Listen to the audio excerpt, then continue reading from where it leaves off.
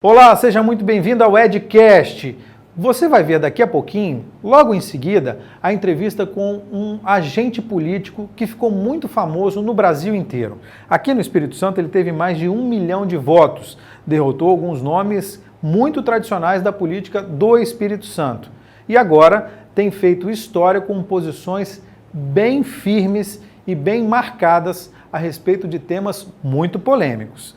Então, antes de você começar a ver a entrevista, não se esquece de ativar o sino das notificações e se inscrever no nosso canal. Isso é muito importante. E curte também a entrevista. Muito obrigado e vamos à entrevista do Edcast.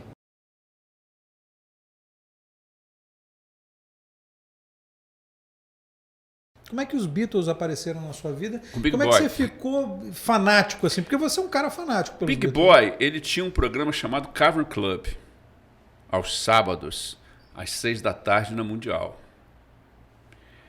E foi ele que me apresentou os Beatles. Eu já era um cara com todo o conhecimento, mas o meu conhecimento não era do rock dos anos 60. Meu conhecimento era do funk americano, do rhythm and blues Que americano. era muito mais difícil de chegar aqui hoje Muito também, né? difícil. A música popular brasileira dessa época era muito mais difundida aqui. Muito mais. Porque não chegava coisa de fora, era muito difícil. Muito difícil. E com muito atraso, sempre com muito atraso. Aí o Big Boy me mostrou Beatles. E a gente passava horas e horas conversando sobre Beatles.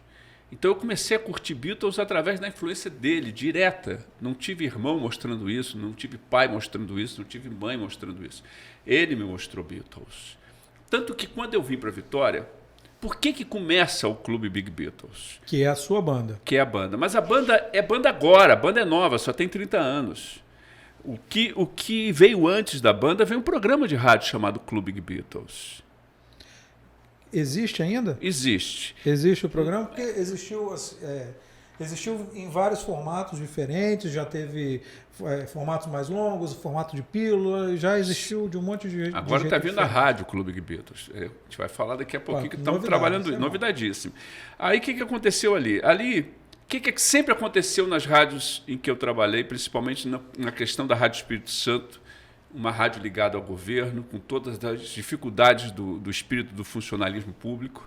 Então você tem, de segunda a sexta, você tem um produto indo até às 7 horas da noite. 7 horas da noite entrava a Voz do Brasil, às 8 horas da noite terminava a Voz do Brasil e começava outra coisa. Então você sempre tinha, de segunda a sexta, o horário das 7 às 8 da noite ocupado pela Voz do Brasil. No sábado começava o problema do diretor, porque o cara das 7 tinha que ficar até às 8, ou o cara que chegava às 8 tinha que chegar às 7 para cobrir aquele horário. Aí eu entrei com uma proposta seguinte: se eu entrar com um programa ali de Beatles, de 7 às 8 horas... Isso já aqui no estado, aqui no Espírito Santo, né? Se eu entrar com um horário de 7 às 8 aqui, eu resolvo 2 problemas. Na verdade, eu resolvo 3 problemas que você tem. Primeiro, porque eu opero e falo ao mesmo tempo. Então você vai dar folga ao seu operador, que você já dá de segunda a sexta.